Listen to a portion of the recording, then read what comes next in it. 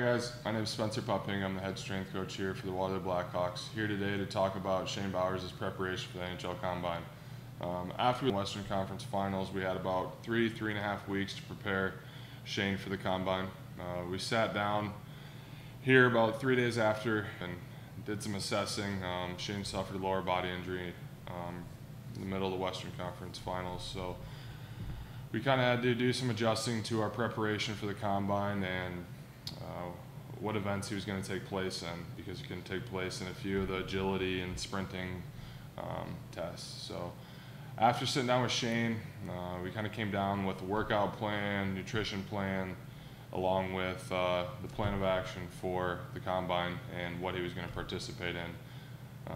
So first off, we started doing a few test runs on the anaerobic and aerobic test, which would be the VO2 max, which measures your oxygen that's utilized by your muscles.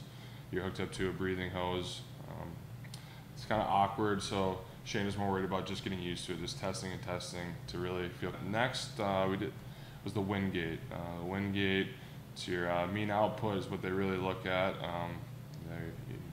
They drop about 9% of your weight in kilograms at a full-out while you're at a full-out sprint on a bike.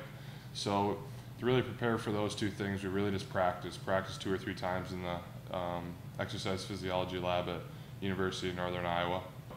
After that, we got in the weight room about 3 to 4 times, maybe 5 times a week, working on his flexibility, his balance, his strength, his endurance, things like that. His workouts were pretty much strength and endurance based oriented. There's not much time, 3.5 weeks. He's pretty beat up already, so we kind of had to take it easy that we didn't do any overtraining on him. That was pretty easy to do. So for the bench press, we pretty much just got him used to the test. You're set up to a 50 beats per minute metronome, so you got to hit at each beat top or bottom positioning. So therefore, we just put the desired weight on that the NHL protocol calls for, and he did that 3 or 4 times in a test. Along with the pull-up, they're pretty strict on their protocol, full extension at the bottom, full flexion at the top, with a hold at the top for half a second to a second. So we did practice those 2 things quite frequently.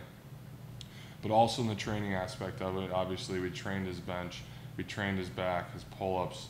Not only that, but we stayed on his core and legs just to stay fresh. In that whole process, we really focused on his flexibility and rehabbing his injury, number one, first and foremost. So the FMS testing, it's functional movement screening testing, which they do a lot of core stability stuff, hip stability, shoulder stability, lower back stability, to see how much movement you have, a certain type of movement. So that was pretty tough. We practiced that, and also we put in some different variables with the Y balance testing. You stand on one leg and you go right or left with your left or right leg. So we threw a few variables in there to kind of practice a little more challenging way, and I felt like he did pretty well, and he'd say the same thing. Along with that, we really just went through some basic workouts, off-season workouts with him, just to kind of push him a little bit the first week. The second week was more just easy glide practice, try not to beat him up too much, just make sure that he felt comfortable going to the Combine, knowing that he's practiced this for a few weeks. You'll see how Shane does here shortly.